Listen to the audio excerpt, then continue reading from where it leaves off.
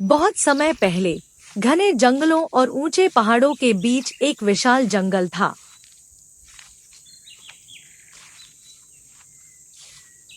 उस जंगल का नाम सुंदरवन था। वहां तरह तरह के जानवर रहते थे।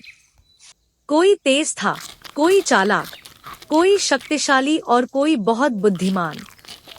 उसी जंगल में एक विशाल गैंडा रहता था, जिसका नाम गजराज था। उसकी चमड़ी मोटी थी, सींग बहुत मजबूत था और दिल बेहद दयालु था।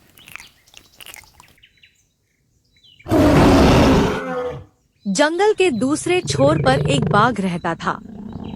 उसका नाम शेर बहादुर था। उसकी दहाड़ सुनकर सारे जानवर कांप जाते थे।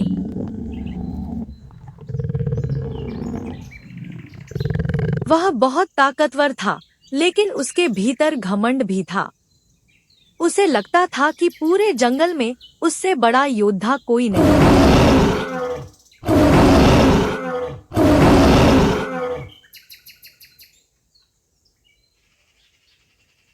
एक दिन सुबह सुबह जंगल में हलचल मच गई।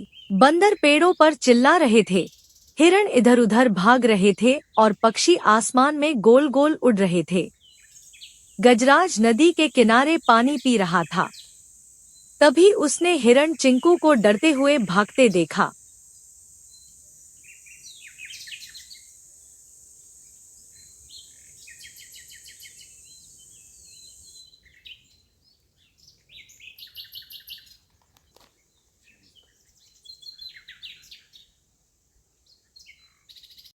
क्या हुआ चिंकू? चिंकू हांफते हुए बोला, बाघ शेर बहादुर बहुत गुस्से में है। उसने कहा है कि अब जंगल में वही राजा बनेगा। जो उसकी बात नहीं मानेगा, उसे जंगल छोड़ना होगा। राजा बनने के लिए ताकत नहीं, समझदारी चाहिए। लेकिन उससे कौन लड़ेगा? सब उससे डरते हैं। डर हमेशा सच नहीं होता।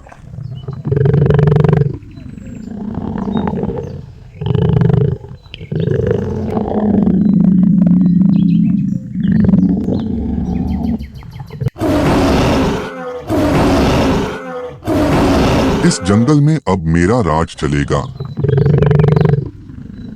मैं सबसे ताकतवर हूँ। तभी पेड़ पर बैठा बूढ़ा उल्लू बोला, ताकतवर वही होता है जो दूसरों की रक्षा करे। बाघ ने गुस्से से ऊपर देखा, लेकिन उल्लू उड़ गया। उस रात जंगल में डर का माहौल था। कोई खुलकर बात नहीं कर रहा था, मगर गजराज शांत था। उसे पता था कि जल्दबाजी में लिया गया फैसला पूरे जंगल को मुश्किल में डाल सकता है।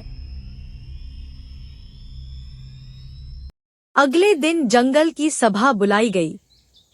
हाथी, हिरण, भालू, बंदर, लोमड़ी और कई पक्षी वहां इकट्ठा हुए। बीच में शेर बहादुर बैठा था। उसकी आंखों में घमंड साफ दिखाई दे रहा था। गजराज धीरे धीरे सभा में पहुंचा। उसकी भारी चाल से जमीन हिल रही थी। सबकी नजरें उसी पर टिक गईं।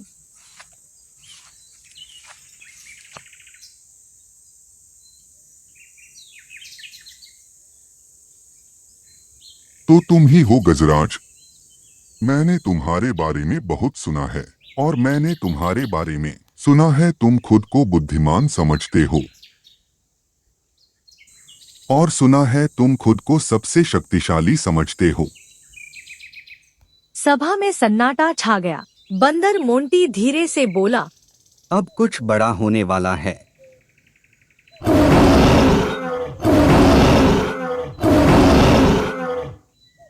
अगर तुम इतने बहादुर हो तो मुझसे मुकाबला करो। मुकाबला ताकत दिखाने के लिए नहीं होना चाहिए। अगर लड़ाई हुई तो जंगल का नुकसान होगा। डर गए? जो बिना वजह लड़ाई करे वही असली डरपोक होता है। सभा में बैठे जानवर हैरान थे। किसी ने पहली बार बाघ से इस तरह बात की थी। क्यों न दोनों की परीक्षा ली जाए?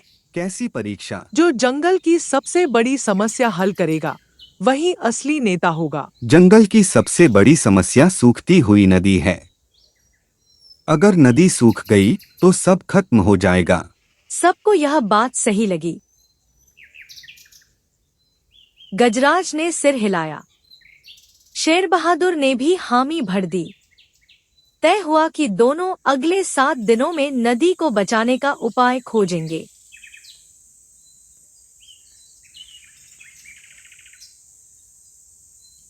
गजराज नदी के किनारे पहुंचा। उसने देखा कि पानी बहुत कम हो गया है। आसपास की मिट्टी सूख चुकी थी। मछलियां तड़प रही थी। वह सोच में पड़ गया।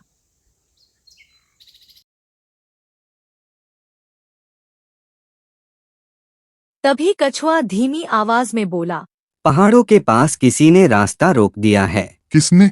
पता नहीं। उधर शेर बहादुर अपने 7 भेड़ियों को लेकर पहाड़ों की ओर गया। वह जल्दी समाधान ढूंढना चाहता था ताकि खुद को विजेता साबित कर सके। रास्ते में उसे पेड़ों की कटाई दिखाई दी। कई जगह इंसानों के निशान थे, मगर उसने ध्यान नहीं दिया। गजराज धीरे धीरे हर जानवर से बात कर रहा था। उसने पक्षियों से पूछा, बंदरों से पूछा और आखिरकार उसे पता चला कि पहाड़ी झरने के पास बड़े पत्थर जमा हो गए हैं। वह वहां पहुंचा तो देखा कि बारिश में मिट्टी खिसकने से झरना बंद हो गया है। तभी पीछे से आवाज आई,